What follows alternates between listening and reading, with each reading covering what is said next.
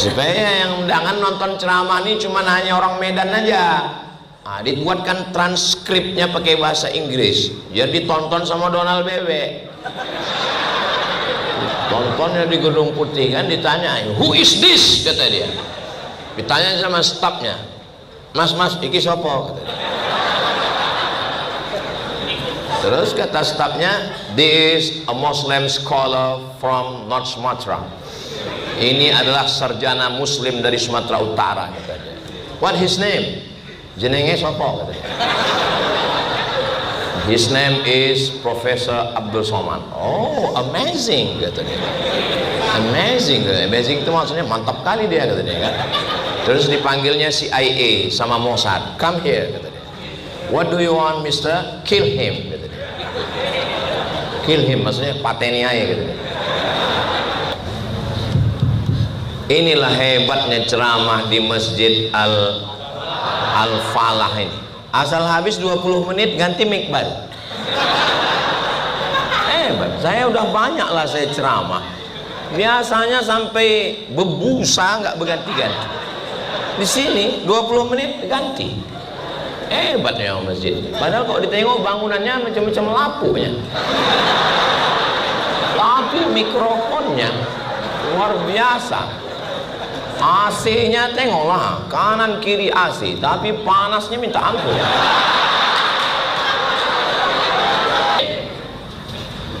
Kajian kita malam ini kajian akhir zaman, huru hara akhir dunia.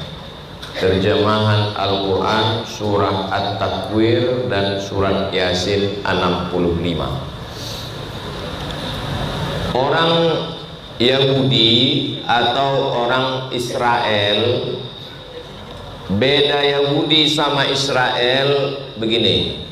Nabi Ibrahim punya istri namanya Sarah. Sarah punya anak namanya Ishak. Ishak punya anak namanya Yakub. Yakub ini namanya dua. Satu Yakub, satu lagi Israel. Isra artinya hamba, El artinya Tuhan. Israel artinya hamba Tuhan. Saya ulang lagi. Nabi Ibrahim punya istri namanya Sarah. Sarah punya anak namanya Ishak. Ishak punya anak namanya Yakub. Yakub ini namanya dua. Satu Yakub, satu lagi Israel. Maka anak cucu keturunan Yakub ini disebut dengan Bani Israel. Nama saya Abdul Somad. Anak cucu saya namanya Bani apa pula Bani Israel? Nyari gara-gara namanya ini. Bani Nabi Adam. Anak cucu Nabi Adam disebut dengan Bani Adam. Anak cucu Abdul Somad Bani ini Somad lah. Nah, Nabi Ibrahim punya istri namanya Sarah. Sarah punya anak namanya Ishak. Ishak punya anak namanya Yakub. Yakub punya anak namanya Yusuf. Yusuf punya saudara namanya Yahuza. Cucu cicit keturunan Yahuda disebut dengan Yahudi. Jelas? Kira-kira kalau ditanya apa beda Yahudi sama Bani Israel, bisa dijelaskan? Capek kali lah ngulangnya nih kalau nggak bisa jelaskan. Jadi Benyamin Netanyahu itu keturunan Nabi Yakub. Enak kali kalian bilang iya. Dia namanya Yahudi Askenazi namanya. Yahudi Askenazi ini orang Eropa yang mengaku-ngaku Yahudi. Kalau dites secara DNA, mereka ini pun Yahudi palsu juga, mengaku-ngaku Yahudi. Jadi mereka ini tidak punya negara, tak ada negaranya. Orang Melayu ini punya negara nggak? Nggak punya. Orang Melayu negaranya paling atas namanya Kesultanan Langkat. Di bawah Kesultanan Langkat namanya Kesultanan Delhi. Di bawah Delhi Kesultanan Serdang. Di bawah Serdang Kesultanan Tebing Tinggi. Di bawah Tebing Tinggi Kesultanan Asahan. Kalau nggak bisa jawab, nggak usah jawab, aku sebutkan sendiri. Di bawah Kesultanan Asahan namanya Kesultanan Kualuh.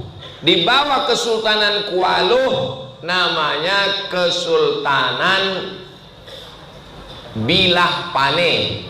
Di bawah Kesultanan Bilah namanya Kesultanan Siak Sri Indrapura. Di bawah Kesultanan Siak namanya Kesultanan Pelalawan. Di bawah Pelalawan namanya Kesultanan Indragiri. Di bawah Indragiri namanya Kesultanan Jambi. Di bawah Jambi namanya Kesultanan Palembang Darussalam.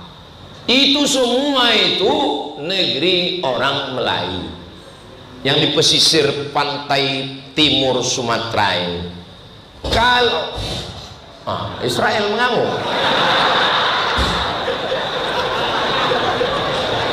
Jadi yang pesisir tepi ini Pulau Sumatera, ini Pulau Sumatera.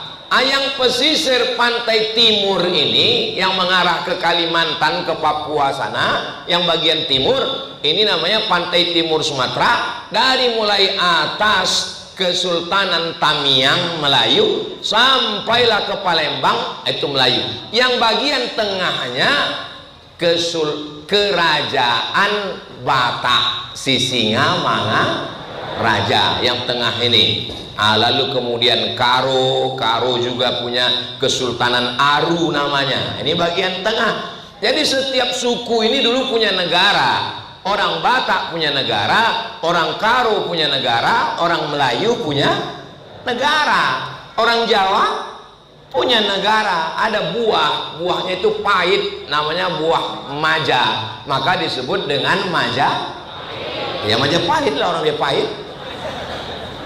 Tumbang Majapahit naik Kesultanan Demak namanya. Disitulah Islam masuk dengan berdakwahnya Wali Songo. Artinya setiap suku ini punya negara. Yahudi tidak punya negara. Yahudi ingin punya negara. Maka datanglah orang Yahudi namanya Theodor Herzl. Siapa namanya? Theodor. Ingatnya baik-baik, nanti akan keluar dalam UAS, ujian akhir semester. Datang si Theodor Herzl. Theodor Herzl ini datanglah dia menjumpai Sultan Abdul Hamid. Waktu itu Kesultanan Islam paling hebat di Turki. Dimintanya tanah Palestina. Sultan Abdul Hamid, ya, ini kubawakan beberapa tas keping uang emas. Kasihlah Palestina itu ke kami. Kata Sultan Abdul Hamid, aku tak mau menjual Palestina dengan hanya sekeping dunia. Sakit hatilah Yahudi ini karena Sultan Abdul Hamid tak mau menjual Palestina. Akhirnya digulingkanlah Sultan Abdul Hamid pada tahun 1924. Negara-negara Islam ini dijajah. Indonesia dijajah oleh siapa? Apa pula Belanda? Portugislah yang pertama kali datang sampai ke wilayah timur, Kesultanan Tidore, Ternate, Jailolo dan Bacan. Itu 4 kesultanan di timur sana. Karena di sana banyak pohon yang tak tumbuh di tempat lain. Pohon cengkeh namanya. Portugis apa Portugal Pak Ustadz? Nama negaranya Portugal, nama orangnya Portugis. Portugal itu nama negara, bukan persatuan orang tua gatal. Nah, Lalu kemudian datang Inggris. Akhirnya mereka berbagi-bagi. Inggris menjajah Malaysia, Belanda menjajah Indonesia, Spanyol menjajah sebagian Maroko, Itali menjajah Libya, Perancis menjajah Aljazair, Tunisia, Maroko, Mauritania. Umat Islam terjajah. Apakah kita sudah merdeka?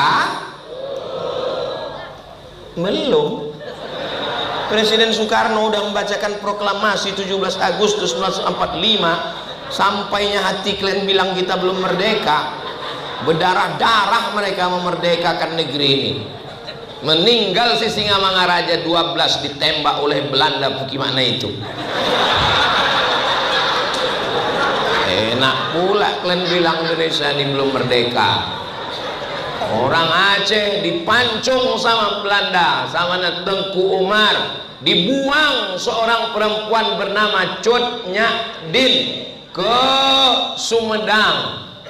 Jahatnya pahlawan dari Sulawesi namanya Syekh Yusuf Al-Makassari, kuburnya di Afrika Selatan. Datang Nelson Mandela, diberikan penghargaan sebagai pahlawan di Afrika Selatan. Begitulah sadisnya mereka. Akhirnya negara ini merdeka karena teriakan Allahu Akbar. Berarti udah 15 menit aku ceramah. Datanglah Israel, Palestina waktu itu dijajah oleh Inggris. Inggrislah yang mengasih tanah Palestina ini ke Israel.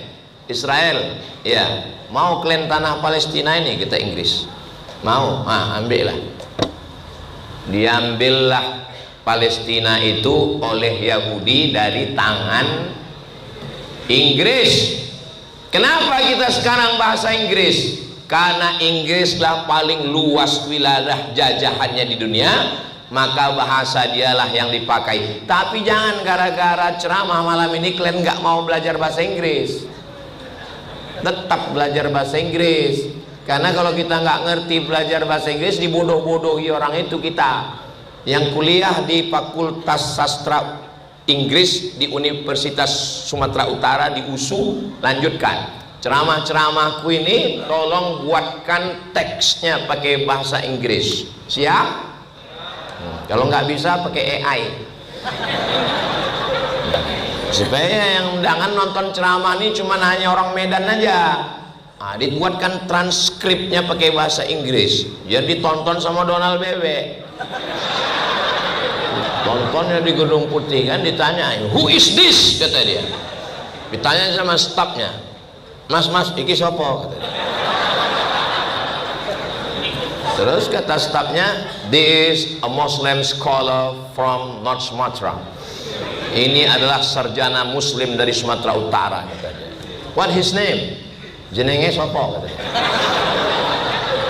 His name is Professor Abdul Somad. Oh, amazing, kata dia. Amazing, amazing itu maksudnya mantap kali dia, kata dia kan. Terus dipanggilnya CIA sama Mossad. Come here, kata dia. What do you want, Mister? Kill him, kata dia. Kill him maksudnya pateni aja, kata dia. Bapak Ibu yang dimuliakan Allah Subhanahu wa taala. Tahun 1946 tak ada lagi Turki Utsmani yang melindungi Palestina ini. Akhirnya Inggris menyerahkan bulat-bulat Palestina itu kepada Israel. Berdatanganlah orang-orang Israel dari seluruh dunia, dari Rusia, dari Eropa, dari Amerika. Berdatanganlah mereka ke Palestina. Pertanyaannya, kenapa mereka pulang kampung? Kan udah enak mereka di Eropa, sudah nyaman mereka tinggal di sana. Kenapa mereka mau tinggal di gurun pasir, tandus? Kenapa mereka mau balik ke Palestina? Kalau saya ceramah itu macam bunyi betanya, jangan stres. Nggak usah ketakutan, nanti ku jawab sendiri. Apa yang mereka cari? Mereka sudah hidup di Eropa, mereka sudah hidup di Amerika, mereka sudah hidup di Arab. Kenapa mereka mau balik ke Palestina? Gurun pasir, tandus, kering kerontang. Satu keyakinan, mereka meyakini bahwa akan turun dari langit namanya Mesiah. Bahasa mereka, bahasa Ibrani, siapa namanya? Mesiah. Mesiah artinya tukang usap. Diusapnya begini, diusapnya orang kena penyakit kusta sehat, diusapnya orang yang buta menengok, diusapnya orang yang lumpuh berdiri, diusapnya orang yang mati tegak. Maka disebut dia dengan Mesiah. Mesiah artinya orang yang mengusap. Mengusap, kalau bahasa Melayunya menyapu. Makanya dulu kalau orang belajar wudhu kan, muka disiram, tangan disiram, kepala disapu. Dulu orang Melayu belajar gitu, kepala disapu. Dia ngajar di Jawa, disapu, disapu orang tuh.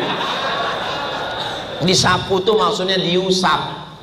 Kalau kita berwudhu, kepala itu tidak disiram, kepala itu diusap, tangan dibasahi, diusap, dan telinga diusap. Dia mengusap, diusapnya orang kena kusta sehat, diusapnya mata orang buta nengok, diusapnya orang lumpuh berdiri, diusapnya orang mati hidup. Maka disebut dia dengan Mesiah namanya. Bahasa Arabnya Al-Masih. Al-Masih. Jadi kalau begitu Pak Ustadz, kita sama-sama menunggu Al-Masih. Kita juga sedang menunggu Al-Masih. Yahudi juga sedang menunggu Mesiah. Yang asli namanya Al-Masih Isa ibnu Maryam. Yang KW namanya Al-Masih Dajjal. Makanya sebelum salam kita minta 5. Allahumma inni a'udzubika min adzabi jahannam wa min adzabil qabri wa min fitnatil mahya wal mamat wa min syarri fitnatil mahya. Aku nggak pernah baca itu Pak Ustadz. Iyalah, tasyahud kau sampai fil alamina innaka hamidum majid. Suratu ma'alantu wa ma'asraftu wa ma'anta alamu bi minni antal muqaddimu wa antal muakhiru. La ilaha illa anta subhanaka inni kuntu minal zalimin. Tambah 5. Allahumma inni a'udzubika. Mesiahnya itu sekarang lagi sedang nunggu ditengoknya. Udah rame belum kata dia? Belum, nantilah kata dia. Nantilah aku turun kata dia. Nanti udah agak-agak rame baru kita turun ya kata dia. Nah, begitulah sekarang sedang nunggu. Menurut mereka ini ceritanya, menurut mereka. Syarat yang kedua apa lagi? Baru turun Mesiah tadi. Tanah Palestina itu mesti merah. Tanah warnanya hitam, coklat. Tanah, ya tanah warna tanah lah. Dia mau turun kalau tanah Palestina itu sudah. Kayak mana lah mau merdekakan Palestina? Sound system koslet aja terkejut.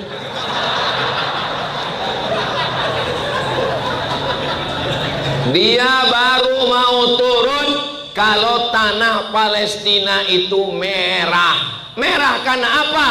Merah karena darah anak-anak Palestina. Sekarang yang bingung, kenapa mereka membunuh anak-anak? Kenapa mereka meledakkan ibu hamil? Kenapa mereka meletupkan orang Palestina? Kenapa anak-anak mereka potong? Setelah mendengar ini paham? Karena mereka menunggu Mesiah.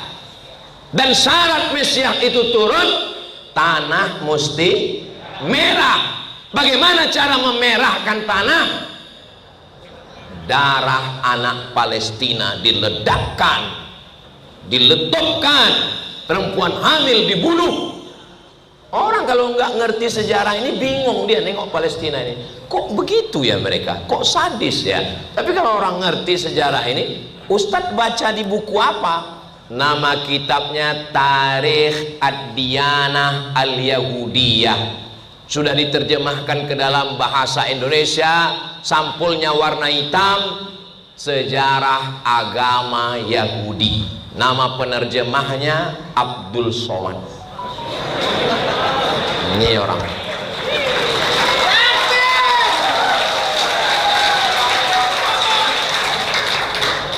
Ku cari dulu sampulnya ya. Sejarah Agama Yahudi.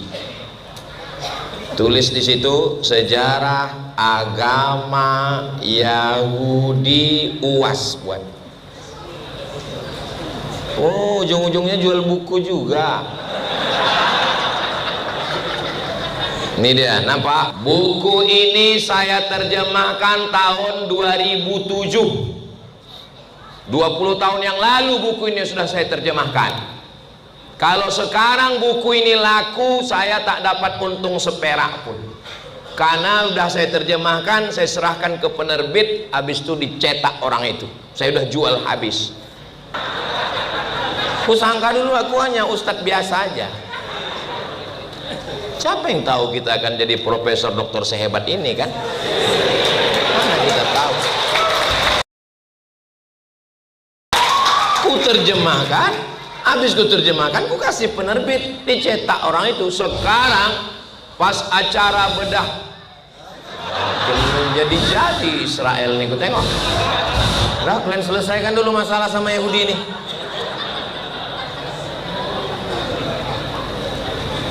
Bismillah.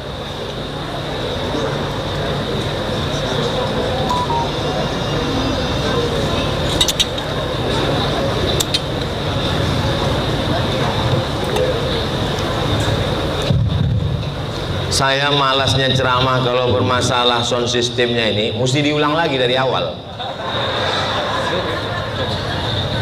Udah. Inilah hebatnya ceramah di Masjid Al-Falah ini. Asal habis 20 menit ganti mic baru. Hebat. Saya udah banyak lah saya ceramah. Biasanya sampai bebusa nggak berganti-ganti. Di sini 20 menit ganti. Hebatnya masjid. Padahal kalau ditengok bangunannya macam-macam lapunya. Tapi mikrofonnya luar biasa. AC-nya tengoklah, kanan kiri AC, tapi panasnya minta ampun.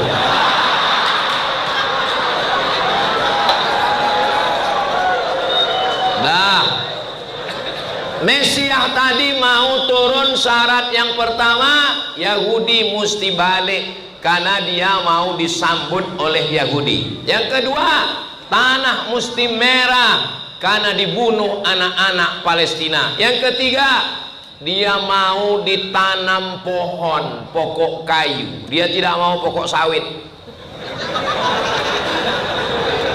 Apa pokok yang dia mau? Nama pokoknya Sajaratul Gharqad namanya. Pohon gharqad. Macam mana pokok gharqad itu Pak Ustadz? Tulis di Google. Alif, Lam, Ghain, Ra, Qaf, Dal. Al-Gharqad. Enter, pilih image, gambar, nampak. Nggak bisa handphoneku nulis alif lam Pak Ustadz, berarti belum masuk Islam. Mu'allabkan dulu dia. Itulah yang dikatakan Nabi dalam hadis sahih, nanti akan terjadi peperangan di akhir zaman, semua akan menolong tentara Islam kecuali satu pokok kayu namanya Sajaratul Gharqad. Dari Kairo kami naik mobil 1 hari sampai ke Arish. Dari situ kami terus lagi sampai ke satu kota namanya Rafah. Tahun 1999 saya ke Rafah. Rafah ini macam Medan dibagi 2. Sebelah punya Mesir, sebelah diambil Israel. Di tengah itu pagar listrik dengan tekanan tinggi listrik, nggak boleh dipegang. Jadi kami menengok dari jauh, kalau dipegang terbakar kita. Nampaklah dari jauh pohon tinggi. Saya tanya, Syekh, Ayyu syajaratin tilka, pohon apa itu? Kata Syekh menjawab, syajaratul warqat. Mereka memang tanam hijau pohon warqat. Kenapa? Karena mereka nanti akan berlindung di balik pohon warqat. Begitulah keyakinan mereka. Dan disitulah makin yakin saya tentang hadis Nabi Muhammad sallallahu alaihi wasallam. Enggak ada ditanam orang tuh pokok mangga, enggak ada musangking, warqat ditanamnya karena dia yakin di situ nanti dia akan berlindung waktu perang. Apalagi mereka paling sakit hati sama Kaisar Nebukadnezar. Siapa namanya? Kaisar Nebukadnezar, Raja Babel. Babel itu Babelonia, sekarang Irak, bukan Bangka Belitung. Karena Nebukadnezar ini dulu meluluh lantakkan Yahudi, maka mereka marah dengan Irak. Itulah kenapa syarat Mesias ini turun, Irak harus dihantam. Siapapun presiden Amerika yang naik, maka program pertama adalah menghantam Irak. Waktu George Bush naik, apa yang pertama dihantamnya? Irak, ditembaknya Irak. Ustaz kok tahu? Saya selesai kuliah di Al-Azhar Kairo tahun 2002. Waktu haji ke Makkah jumpa sama kawan-kawan dari Irak. Mat, kau mau S2 kemana? Aku mau S2-nya lagi nyari yang gratis. Oh, kita ke Baghdad aja. Apa nama universitasnya? Namanya Universitas Saddam Hussein. Berapa biaya kuliahnya? Free, gratis. Bisa haji tiap tahun naik bis dari Baghdad ke Madinah. Saya pun sudah menentukan arah. 2002 aku akan S2 ke Baghdad. Begitu saya selesai kuliah, datang George Bush, ditembaknya Baghdad. Universitas Saddam Hussein rata dengan tanah. Itulah maka saya gagal S2. Habis itu saya pun balik ke Malaysia, dari negeri 1000 menara ke negeri 1000 makcik. Malaysia. Masuk saya ke UKM, University Kebangsaan Malaysia. Di sana saya 2 semester. Habis itu saya tetap mencari beasiswa. Akhirnya saya dapat beasiswa di Maroko. Begitu ceritanya. Maka saya ingat betul Baghdad ini dipukul habis. Setiap presiden Amerika naik, yang dibantainya Baghdad. Kenapa Baghdad? Karena Baghdad adalah Babelonia, dan orang Yahudi sakit hati sama Raja Irak. Kan bodoh kali lah Yahudi ini. Misalnya nenek moyang kita dulu ditembak Belanda, terus datanglah turis Belanda kemari. Apa kita tembak Belanda itu? Enggak kan? Kenapa? Karena yang menjajah kita dulu kan nenek moyang dia dulu. Everdome kata dia. Nenek moyang dia dulu. Mana pula cucunya? Tapi memang orang Yahudi ini dendam kesumat. Yang menghantam Yahudi Nebukadnezar 3000 tahun yang lalu. Nah, Irak sekarang dibantainya. Memang Yahudi ini gila, memang agak lain memang otaknya. Ada buku saya beli kecil di rumah, sampulnya gambar Fir'aun, gambar mumi Fir'aun. Jadi waktu zaman presiden Mesir namanya, setelah Gamal Abdul Nasir, Anwar Sadat. Memang susah ceramah dekat orang pikun memang. Setelah Gamal Abdul Nasir, nama presidennya Anwar Sadat. Jenazah mumi badan Fir'aun itu letaknya di samping sungai Nil. Ini sungai Nil, di samping itu ada namanya Tahrir Square. Nanti masuk ke Tahrir Square, menengok Fir'aun. Tanya aja sama polisi, ihdinas siratal Fir'aun. Tunjukkan saya mana jalan Fir'aun. Saya pun naiklah ke atas mau jumpa Fir'aun. Saya tanya security, huwa fin? Fir'aun di mana? Saya bilang di atas katanya. Hebat dia, di atas juga. Walaupun dah mati dia di atas. Pas saya mau masuk ke kamar Fir'aun, bergetar jantung saya. Kenapa? Tiketnya mahal. Ketulis di sini. $100. Padahal di bawah udah bayar. Bayar lagi. Masuk ke dalam. Saya bawa kamera mau foto, no picture. Mamnu' taswir. Enggak boleh pula dipoto. Makanya kalau ada orang bilang jangan foto saya, berarti dia di dalam kaca. Di dalam kaca macam akuarium begini aja. Karena udah bayar mahal, rugi nggak kita tengok kan? Saya tengoklah dekat-dekat. Tengok rambutnya ini macam rambut jagung merah, hidungnya mancung melengkung gitu. Nggak berbaju, pakai anduk aja. Makanya kalau ada orang suka pakai anduk aja, pakai anduk. Matanya mulut, saya tengok jari-jari ini panjang, kurus-kurus, kuku panjang. Saya tengok lama seperti. Pas saya tengok matanya, takut pula dia berkedip. Jadi pada zaman Presiden Anwar Sadat, waktu itu panglima perang Israel ini namanya Musa Dayan. Coba cari gambar Musa Dayan, jenderal angkatan darat panglima perang Israel yang matanya buta sebelah. Musa Dayan. Kata Musa Dayan, Presiden Anwar Sadat, ya, ini mumi Fir'aun ini kena virus. Nanti busuk dagingnya. Terus tolong kita bawa ke Prancis supaya diobati. Akhirnya Presiden Prancis namanya De Gaulle. Siapa namanya?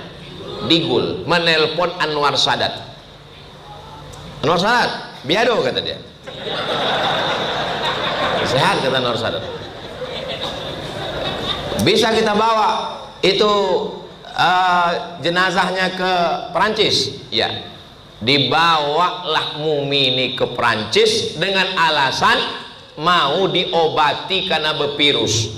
Begitu sampai di Paris, Prancis, Musa Dayan sudah menunggu jenazah mumi Fir'aun tadi. Begitu dapat, ditumbuknya Fir'aun tadi. Kaulah yang udah menyiksa nenek moyang kami, ditumbuknya. Saya waktu baca buku itu, memang gila loh orang Yahudi. 3000 tahun yang lalu nenek moyangnya, itu pun ditinjunya juga. Memang sungsang otak orang Yahudi. Ada bukunya di rumah, saya simpan. Saya mau menceritakan tentang lain otak Yahudi. Entah apa isi kepalanya. Memang pintar dia memang, tapi itulah. Lalu kemudian mereka tetap sakit hati dengan Nebukadnezar, maka dia menghantam Irak. Irak mesti dihantam. Kenapa? Membalaskan sakit hati karena terusirnya orang Yahudi. Pindah ramai-ramai, sudah. Merahkan tanah Palestina, sudah. Tanam pohon orkot, sudah. Bantai Irak, sudah. Apalagi? Hancurkan Masjidil Aqsa. Itu maka di bawah Masjidil Aqsa itu digali mereka terowongan karena mereka mau Masjidil Aqsa ini nanti jatuh ke bawah. Setelah Masjidil Aqsa ini jatuh ke bawah, mereka akan membangun di atasnya namanya Temple of King Solomon. Tempel itu artinya kuil, bukan tempel ban. Temple tulisannya, Temple of King Solomon. Macam mana bentuknya Pak Ustadz? Sebentar, aku tanya sama Yahudi dulu. Google ini kan punya orang Yahudi. Tulisannya Temple. Jangan kalian tulis tempe, keluar tahu. Temple of King Solomon. Ah, itu dia, tengok. Ah, itu dia. Inilah yang akan mereka bangun nanti di atas Palestina. Temple of King Solomon. Ini yang akan mereka bangun. Gambar replikanya udah mereka buatkan.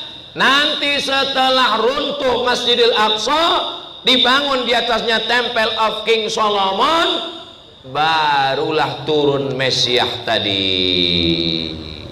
Faham? Jelas?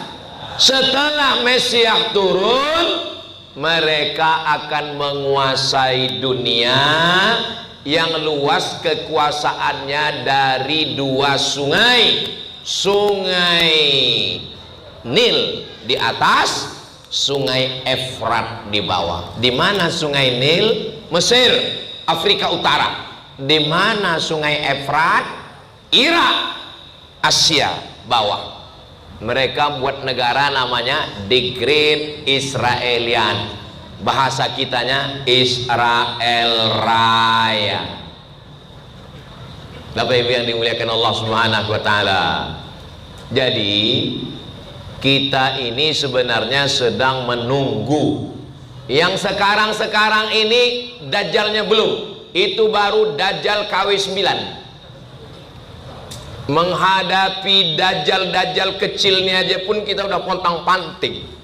Apalagi kalau dajjal yang asli itu betul datang. Baru dajjal Makoli yang turun. Udah pusing kepala kita. Sududu kata dia. Di internet ini ciri dajjal, yang hak kata dia berarti batil, yang batil kata dia berarti hak. Itulah kenapa kita mesti waspada. Bagaimana cara menyelamatkan kita dari dajjal? Berjamaah.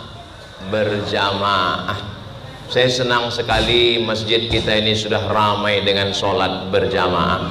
Jangan sendirian, karena kalau sendirian akan dikhawatirkan mudah ditarik oleh rayap besi. Mesti bersama supaya jangan sampai ditarik dajjal. Subuh jumpa, zuhur jumpa, asar jumpa, maghrib jumpa, isya jumpa, jumpa, nuzul Quran jumpa, Isra Mi'raj jumpa, melepas jamaah haji jumpa. Berpisah kita sedikit, dajjal mulai mendekat. Waspadalah. Kejahatan terjadi bukan karena ada niat dari pelakunya, tapi karena ada kesempatan, kata Bang Napi. Jadi kalau kita udah rame-rame begini, insya Allah masalah masjid ini nggak ada masalahnya. Masjid ini udah bagus, kipasnya hidup semua, AC-nya hidup semua, tapi panas juga. Kenapa? Ya karena memang musimnya lagi begitu sekarang. Terima aja, nggak usah terlalu banyak mengeluh hidup ini. Ustadz sendiri yang mengeluh, aku nggak ada mengeluh. Aku cuma cerita aja. Nah, baca Quran surat Al-Kahfi malam Jumat. Man qara'a surat Al-Kahfi yaumal Jum'ah. Siapa yang baca surat Al-Kahfi malam Jumat, pagi Jumat, siang Jumat, petang Jumat, adha'a lahu min nur. Allah berikan dia cahaya. Dengan cahaya itu nanti dia bisa membedakan mana hak, mana batil, mana betul, mana batil, mana bengkok, mana lurus, mana hitam, mana putih. Doa, Allahumma arinal haqqa haqqa warzuqna ittiba'ah wa arinal batila batila warzuqna ijtinabah. Jangan sendirian nonton internet, tengok medsos, nyasar, mati dalam kesendirian. Jangan sendirian, berjamaah. Alhamdulillah kita sudah berjamaah ramai di Masjid Al-Falah ini, penuh.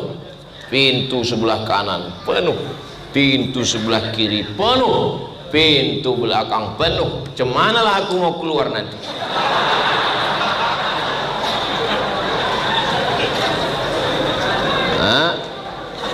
Jadi nanti Pak Ustadz akan turun, Al-Masih Dajjal ini turun.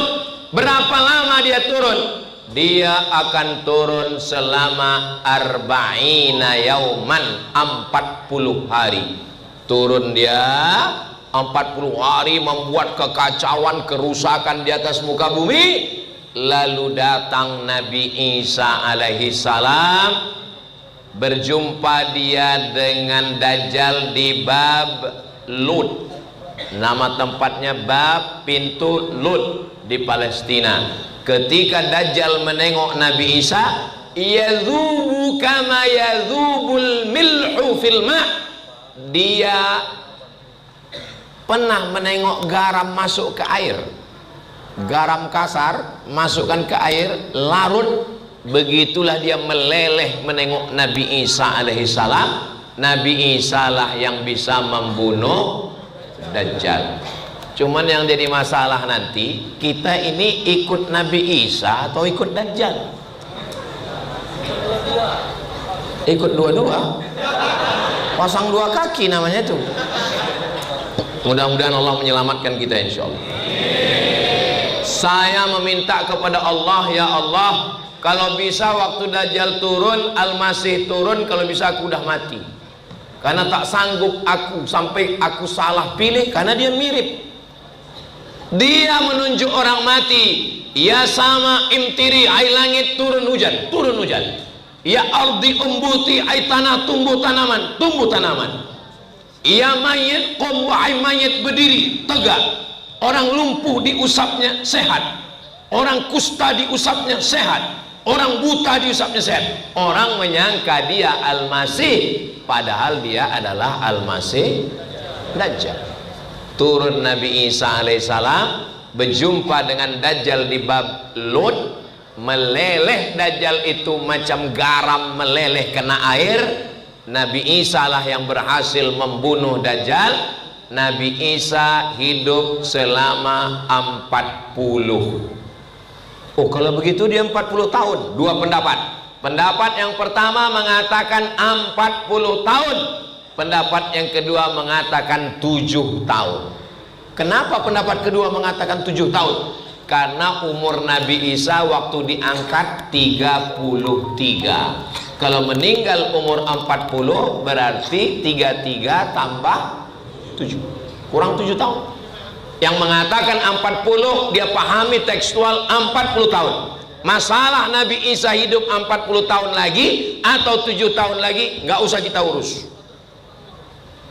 Yang perlu kita urus berapa menit lagi ceramah ini. Tadi saya mulai jam 9 kurang 15, sekarang sudah jam 9.30, berarti 15 menit lagi saya ceramah. Lalu kemudian setelah 40 tahun bisa 7 tahun menggenapkan 40. Apa yang dilakukan Nabi Isa? Yukasirus salib, menghancurkan berhala salib. Wa yaqtulul khanazir, membunuh babi-babi. Wa yada'ul jizyah, menghapuskan pajak. Nah, jadi bapak ibu yang mengeluh sekarang pajak STNK, BPKB, pajak tanah, sabarlah, nanti Nabi Isa turun hilang pajak ini. Wa yada'ul jizyah. Lalu kemudian setelah itu dunia sudah adil, damai, adem ayem. Nabi Isa tidak membawa syariat baru, dia tidak membawa agama baru, dia mengikuti syariat Nabi Muhammad sallallahu alaihi wasallam. Selesai tugas misinya, Nabi Isa meninggal dunia di kota Al-Madinah Al-Munawwarah, dikuburkan. Setelah itu barulah orang-orang beriman yang baik-baik meninggal. Tinggallah yang jahat, hantu setan, nyiblorong, sundel bolong, mak lampir, suster ngesot, Dracula, gondoruo, babi ngepet. Itulah yang nanti merasakan huru hara hari kiamat. Itulah makna doa kita, Allahumma inni a'udzubika min adzabi jahannam wa min adzabil qabri wa min fitnatil mahya. Selamatkan aku dari azab hidup wal mamat. Mamat itu artinya mati, maka jangan panggil anak mamat. Mamat, matilah dia. Ini kok mamat. Min syarril masihid dajjal. Ini saya sampaikan karena memang judul yang diminta itu huru hara. Masalah apakah Dajjal sudah lahir, di mana KTP-nya, alamat, nggak usah dicari-cari. Kita fokus aja menjaga diri supaya tak terikut Dajjal. Bagaimana cara menyelamatkannya? Berjamaah, membaca zikir pagi petang. 9 zikir pagi petang, tapi katanya zikirnya banyak 9. Istighfar, Al-Fatihah, Qul huwallah, Al-Falak, An-Nas, pangkal Al-Baqarah, ayat kursi, ujung Al-Baqarah, afdalu dzikri fa'lam annahu la ilaha illallah. Ini kalau nggak kuat pegang kita ini, hanyut. Mengaji, berguru. Man la syaikha lahu fasyaitanu syaikhuhu. Siapa yang tak berguru maka setanlah gurunya. Berguru yang akidahnya. Boleh kami mengaji di internet, boleh, tapi cari guru di internet itu 3. 1, akidahnya mesti ahli sunnah wal jamaah. Jangan lagi hanya ceramah, ngaji pakai kitab. Pergi ke Ismailiyah Al-Wasliyah, pergi ke Unifa Muallimin Sisingamangaraja, minta satu ustadz mengajarkan kitab tauhid, nama kitabnya Al-Husunul Hamidiyah, ngaji sifat 20 untuk menguatkan akidah.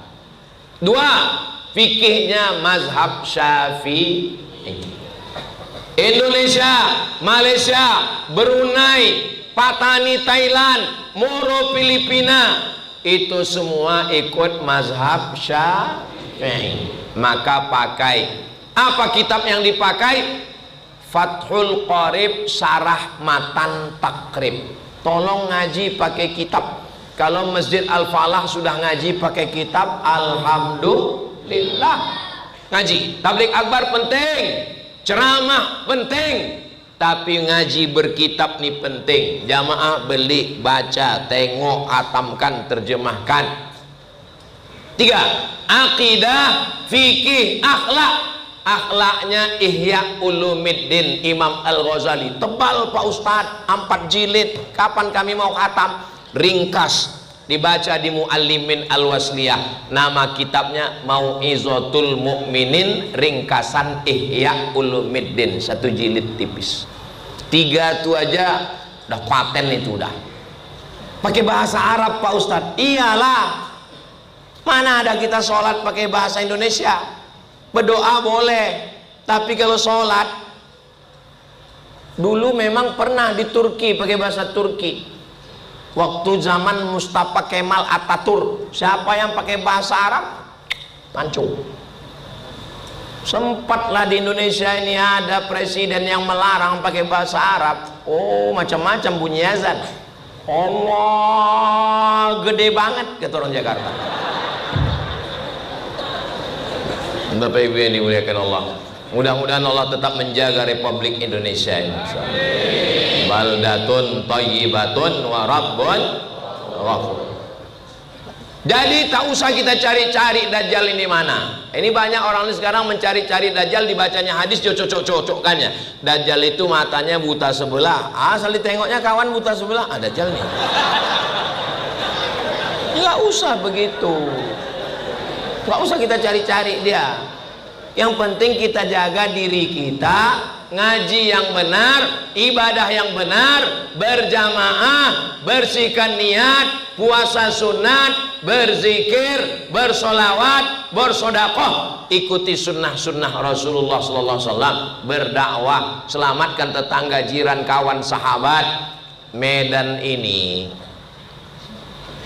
ini tempat orang yang sudah teruji keimanannya.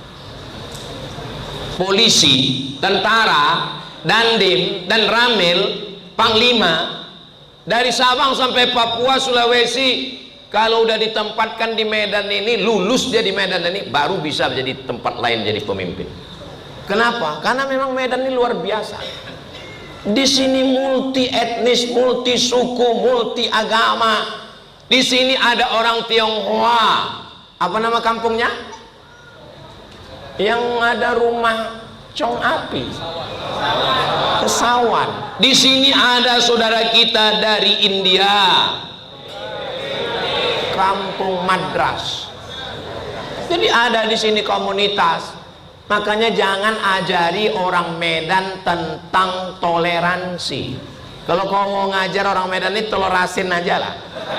Kalau toleransi nggak usah kau ajar. Ratusan tahun mereka udah berdampingan di sini.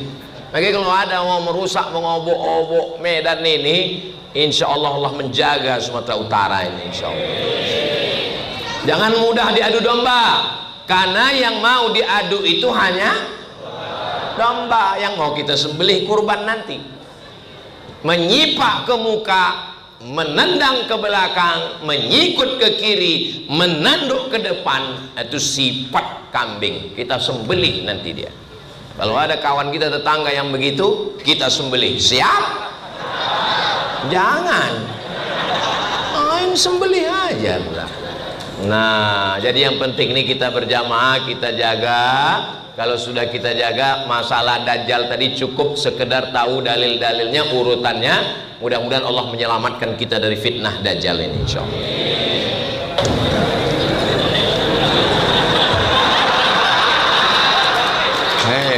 Hebatlah memang Masjid Al-Fatih. 20 ganti mic, 20 ganti mic, 20 60 menit 3 mic. Luar biasa. Kalau Tuhan pergi ke Makkah, banyak cincin batu manik-manik. Sudah lama lah saya tausiah, baru inilah gonta ganti mic.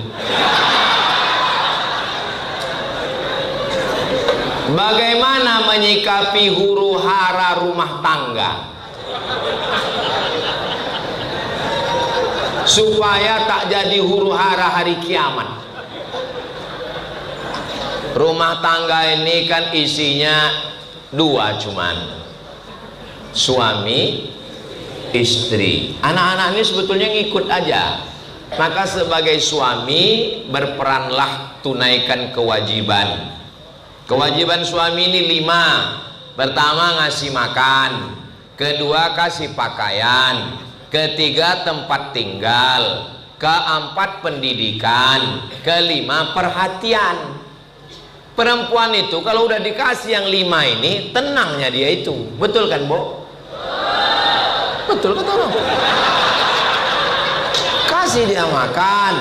Ibu udah makan? Belum, patutlah mengamuk. Kedua, kasih dia pakaian. Jangan sampai kita tengok banyak orang sekarang laki tak mengasihi bini pakaian.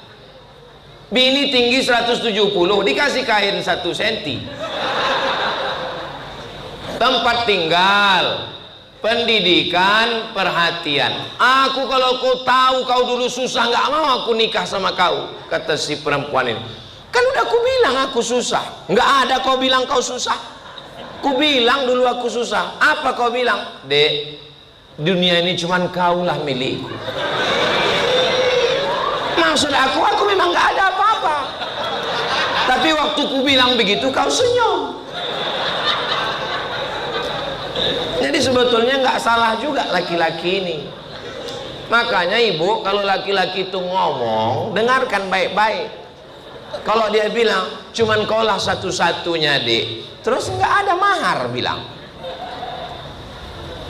makan, pakaian, tempat tinggal, pendidikan, perhatian. Asal cukup itu mengamuk juga dia lagi, maka nasihati dia. Adinda, kalau laki baik di rumah, tak pakai narkoba, tak mencuri besi, tak begadang malam, kau udah dapat surga beserta isinya, Adinda. Janganlah kau minta aku punya helikopter, pesawat private jet. Pahamilah aku. Ibu tidak akan pernah bersyukur punya suami kalau membanding-bandingkan dia dengan artis. Karena yang ditengok tiap hari di sosmed, artis ganteng, ganteng kaya, ganteng kaya. Yang kaya-kaya itu pun setelah ditangkap polisi, rupanya main Bitcoin. Rupanya main apa ini, judi online ini. Dia pakai mobil mewah itu dipinjamkan showroom untuk iklan. Jangan jadi korban iklan. Ibu tak usah minta banyak-banyak sama suami. Asal udah dikasihnya makan, dikasihnya pakaian, dikasihnya pendidikan, dikasihnya tempat tinggal, dikasihnya perhatian, syukuri.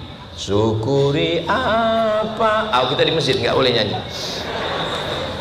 Adapun sebagai suami, nah ini tadi kan sebagai istri. Sebagai suami, memang istri kita itu bebannya berat. Yang mengandung siapa? Istri. Kenapa istri itu mengandung? Karena mereka sabar. Aku seandainya ganti-gantian lah ya. Anak pertama dia, anak kedua aku. Maulah 2 bulan cuman.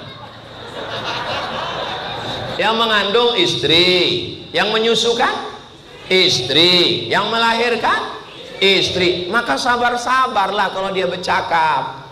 Perempuan itu 1 hari mesti mengeluarkan sekian ribu kata. Maka kalau dia bercakap nggak usah kita pedulikan kali. Tinggal jurusnya kalau perempuan itu bercakap 3 aja. Iya, betul. Apalagi?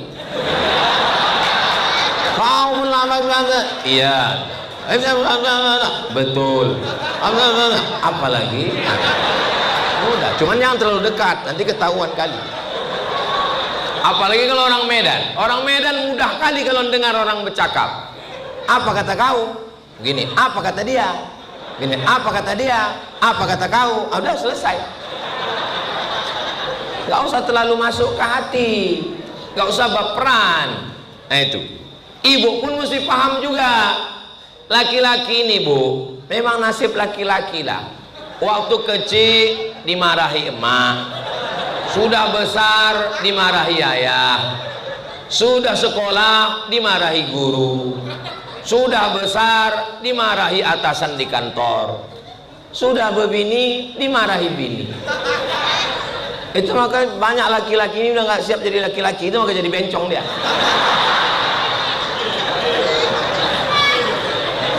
Kita doakan anak-anak kita ini istiqomah jadi laki-laki. Pergi dia ke Thailand sana, berubah menjadi lady boy, kaki lady, muka boy. Apa yang datang ini? Ini kotak infak, bukan untuk Ustadz Abdul Somad. Bukan duit ini dibawa Ustadz Somad untuk membangun pesantren di Riau, bukan. Ini aku jelaskan supaya jangan ada dajjal di antara kita. Sengaja dibuka pintunya itu besar-besar supaya ibu-ibu bisa memasukkan cincin, gelang, rantai, STNK, BPKB, surat tanah, akte notaris, masukkan semua. Dan bagi yang mau pakai scan barcode, scan samping, tuh, tik, tit, tit, tit, tit, enter.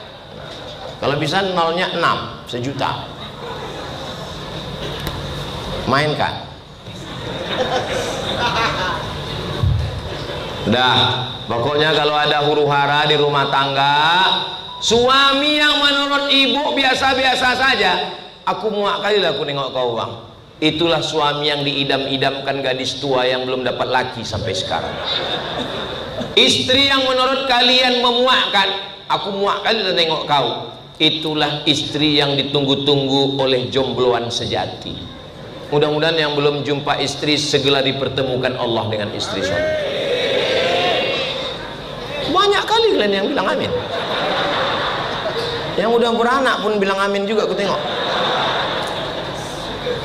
Semoga Ustaz selalu dalam lindungan Allah, amin. Bagaimana menyikapi suami yang selingkuh,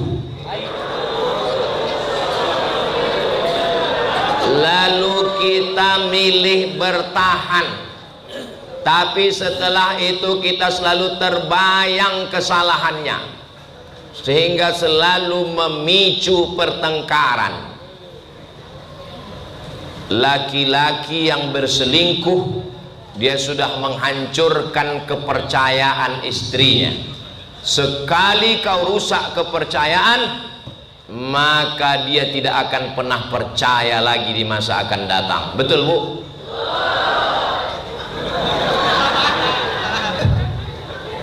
Galah patah boleh disambung, kaca retak boleh direkat, hati yang sakit kemana obat akan dicari. Anak kecil pula yang bilang.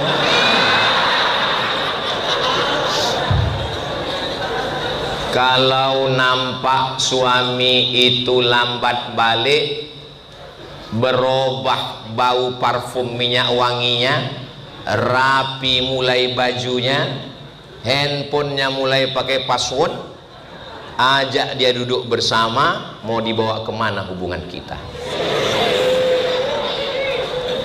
Kau bodat,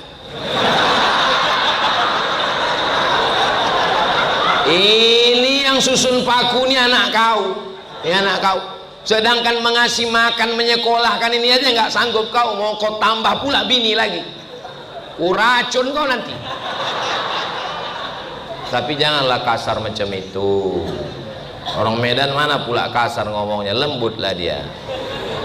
Bodat.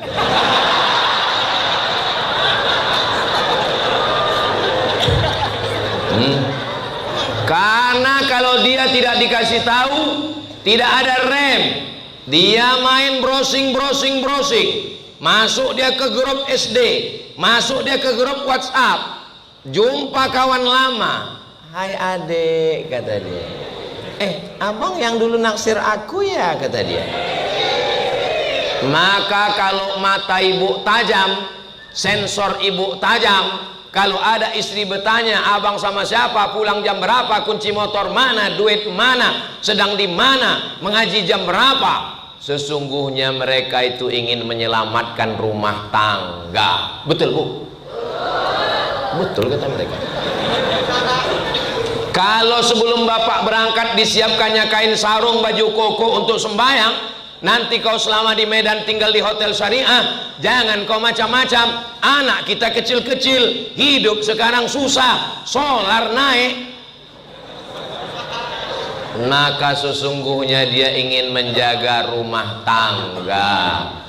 Bagi yang sudah terlanjur, mudah-mudahan bertaubat nasuha, berhenti. Ibu juga, walaupun anak sudah do re mi fa sol la si do la sol fa mi re do, maka tampillah seperti bidadari surga. Ambillah bedak dempul agak 3 inci, pakailah minyak wangi di depan dia, bertutur kata yang lembutlah. Kalau dia balik, buatkan teh manis, airnya sama, termosnya sama, gulanya sama, tapi rasanya beda, besti. Selelah apapun ibu, tampillah dengan senyum, dengan penuh keterpaksaan. Bang, gimana kabar abang? Minum dulu ya. Lembutlah hati dia. Ini foto istrinya, ini selingkuhannya. Kenapa orang mau berselingkuh padahal muka istrinya lebih cantik? Kenapa? Jangan kemana-mana, kita lanjutkan setelah yang satu ini. Kenapa orang selingkuhannya buruk, jelek? Ingat Pangeran Charles, anak Ratu Elizabeth, Raja Inggris. Ingat siapa nama bininya? Lady Di. Cantik kan? Siapa nama selingkuhannya? Camilla, macam mak lampir. Kenapa dia lebih memilih Camilla daripada Lady Di? Jawabannya satu, rasa nyaman. Maka buatlah suami itu nyaman. Walaupun ibu kaya, walaupun harta warisan banyak, rumah tuh punya ibu, duit tuh punya ibu, gaji ibu banyak, PNS, bilang sama dia, bang, aku memang lebih kaya, aku memang anak pejabat, aku memang PNS, tapi di rumah ini kaulah imamkan. Jangankan surat mobil, surat tanah ini, nyawaku untukmu sayang. Satu-satunya kesalahanku dalam hidup cuma satu bang, mencintaimu. Sehingga laki-laki ini dia merasa punya harga diri. Laki-laki ini ingin dihormati, dihargai, dimuliakan. Betul kan laki-laki?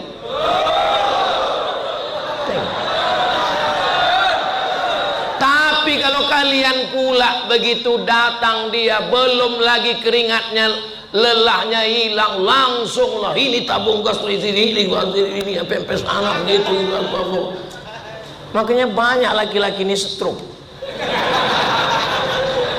Laki-laki nggak berkata-kata, langsung mati aja. Jadi pandai-pandailah menimbang, timbang menimbang. Insya Allah suaminya baik, istrinya baik, tidak berpindah ke lain hati, insya Allah. Laki-laki pun kalau tak bisa mengasih duit, janganlah pula pelit kata-kata. Udahlah ngasih duit tidak, bercakap pun tidak. Cakap apalah payahnya cakap. Oh bidadari surgati, tenang hati mereka. Bang, cemana masakan nasi gorengku tadi? Padahal masinnya minta ampun.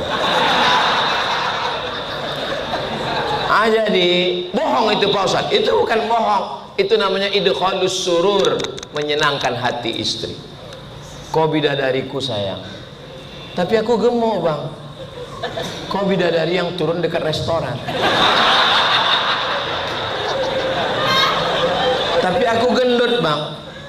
Gak usah khawatir gendut deh, segendut apapun kau kecil di hadapan Allah.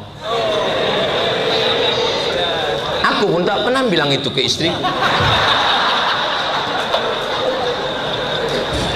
Bagaimana cara membedakan antara fakta, opini, dan teori konspirasi dalam isu akhir zaman? Fakta adalah kenyataan yang bisa ditengok, bisa dibuktikan. Apakah kembalinya Israel ke Palestina itu fakta atau opini? Fakta.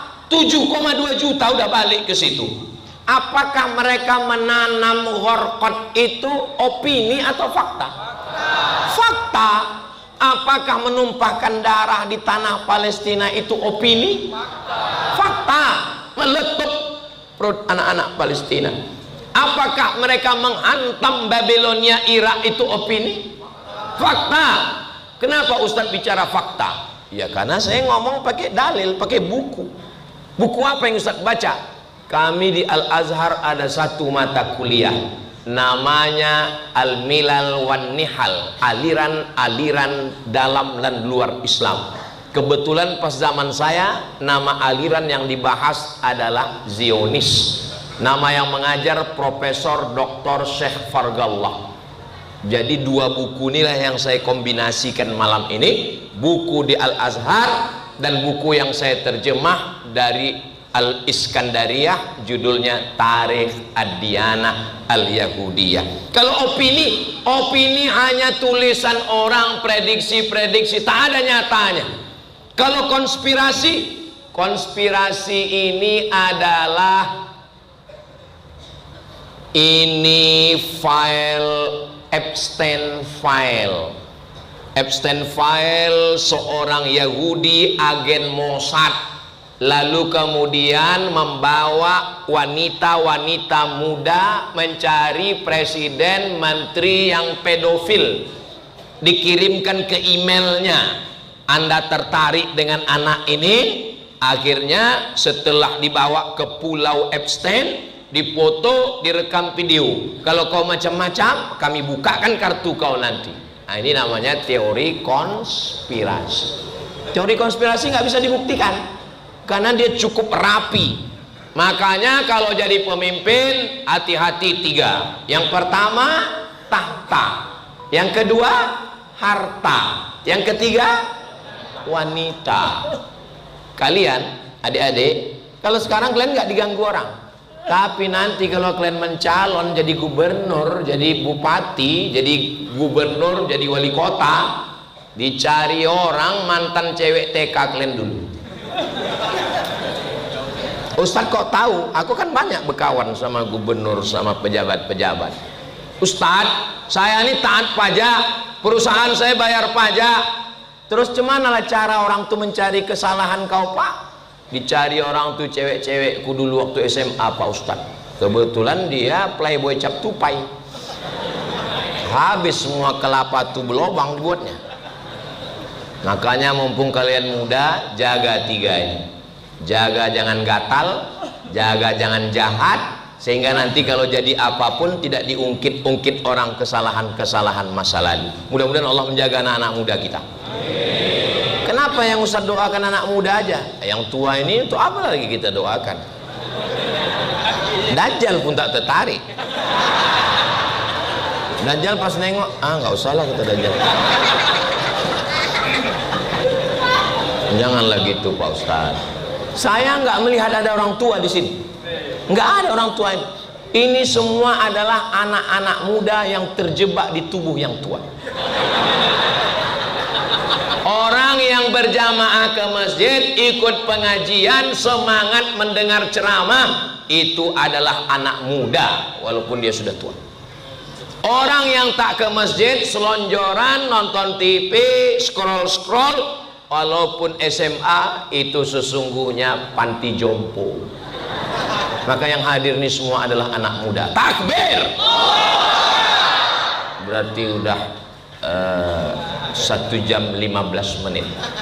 Ini sudah di luar kode etik ini ceramah. Nanti yang lain-lain komplain ini. Ustaz Somad ceramah di mana-mana 1 jam.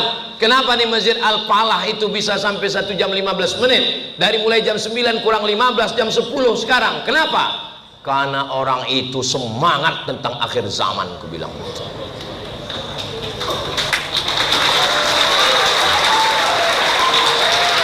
Begitulah udah awak semangatnya. Orang itu pun tepuk tangan ragu-ragu. Ustaz, Palestina masih terluka. Kenapa masih banyak hati yang tidak ikut terasa, bahkan tidak peduli lagi? Kita kalau terlalu lama berdiri, kaki itu kan kebas kan? Kebas itu kesemutan kan? Kesemutan itu mati rasa. Ada yang lebih hebat lagi dari mati rasa kaki. Mati rasa hati. Maka hati ini mesti dihidupkan rasanya. Makanya belikan bendera Palestina, tempelkan di kulkas. Bapak Ibu kalau ke Pekanbaru singgah ke rumah Oma, itu gambar paling besar sebesar ini gambar. Ada pula gambarku di sini ya. Kusangka tadi Dajjal.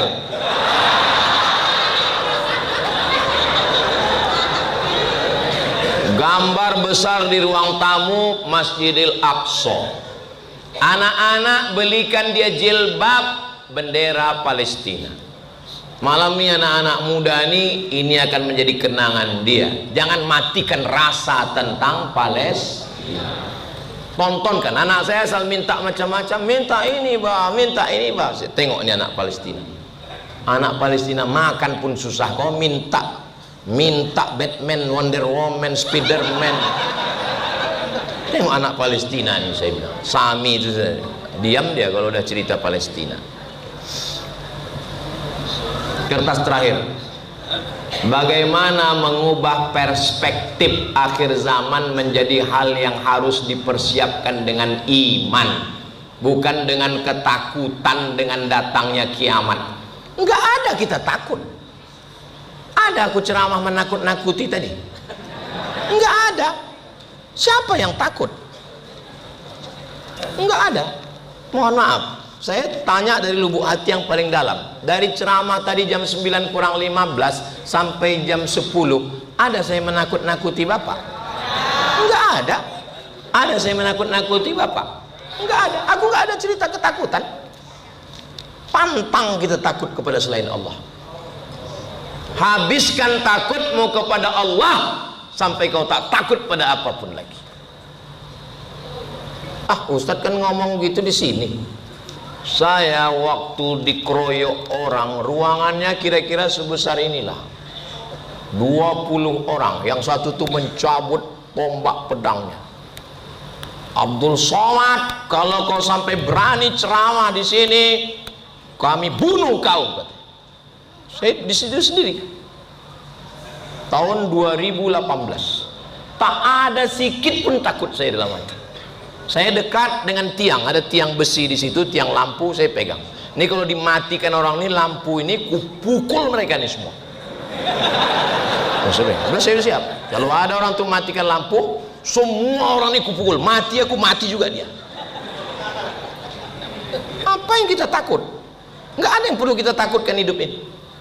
Dunia ini terlalu kecil untuk kita takut. Gak usah takut. Kalau takut kena tilang biasa. Apa? Tapi kalau takut itu hanya pada Allah. Makanya bunyi khotib hari Jumat, ittaqullah, takutlah kepada Allah. Takut tak selamat mungkar nakir, takut tak selamat titian siratal mustaqim, takut tak selamat hisab, takut tak selamat dari neraka. Itu yang perlu kita takutkan. Di akhir zaman ini kita berjamaah bersama untuk menenangkan hati, bukan takut, stres, depresi, anxiety, bunuh diri. Nggak ada. Yang ketakutan itu orang apa? Orang Jepang. Orang Jepang ketakutan dengan hidup, ambil samurai harakiri. Angka bunuh diri paling banyak di dunia Amerika, Eropa, Korea, bunuh diri, takut dengan hidup. Kita nggak ada. Orang itu pakai mobil mewah, nggak bisa tidur. Kita naik Sudako lewat 3 gang. Tidur. Ini yang saya ceritakan ini fakta atau fiktif? Fakta. Nggak terlalu peduli kita dengan hidup ini. Orang barat kena penyakit namanya insomnia, nggak bisa tidur. Kudip-kudip mata itu jam 2 malam nggak bisa tidur, stres, takut, depresi. Kita nggak ada takutnya sedikit pun. Solar naik ketawa,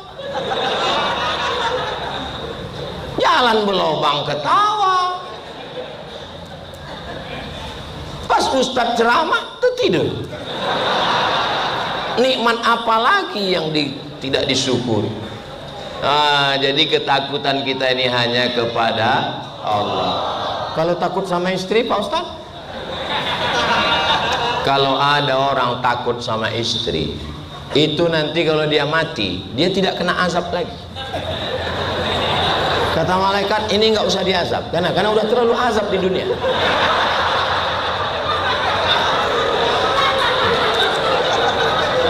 Bapak-bapak, tapi kalau saya tengok dari wajahnya ini nggak ada yang takut. Pas di masjid ini nggak ada yang takut. Bapak Ibu yang dimuliakan Allah SWT, jam 10:05 berarti sudah 1 jam 20 menit kita bersama. Mudah-mudahan yang tak baik diampunkan Allah SWT. Yang baik-baik semuanya bernilai amal soleh insyaallah. Jaga sholat berjamaah, mengaji akidah, fikih, akhlak, jangan sampai berkelahi, jaga persatuan umat, suaminya baik, istri baik, anak baik, baca Quran, berzikir. Mudah-mudahan Allah menyelamatkan kita dari fitnah akhir zaman. Ala haziniyah al-Fatihah.